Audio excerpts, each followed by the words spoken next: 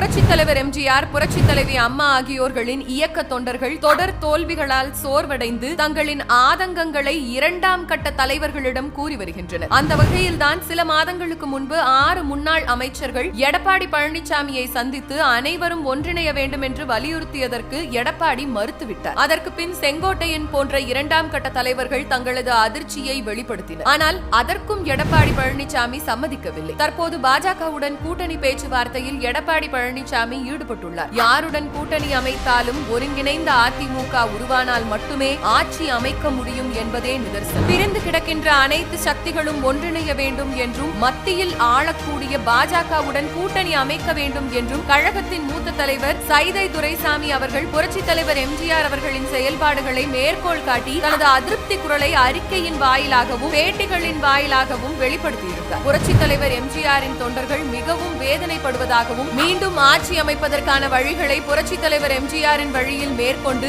அனைவரும் ஒற்றுமையோடு செயல்பட்டு ஆண்டு கொண்டிருக்கின்ற திமுக ஆட்சியை அகற்றி அதிமுக ஆட்சியை நிறுவ வேண்டும் எனவும் கூறியுள்ளார். புரட்சித் தலைவர் எம்ஜிஆர், புரட்சித் தலைவி அம்மா ஆகியோரின் பக்தர்கள் வேதனைப்பட்டுக் கொண்டிருக்கும் நிலையில் அவர்களின் உணர்வுகளுக்கு எடப்பாடி மதிப்பளிக்க வேண்டும். இல்லையெனில் பொதுச் செயலாளர் பதவியிலிருந்து தொண்டர்களே உங்களை அப்புறப்படுத்துவார்கள்.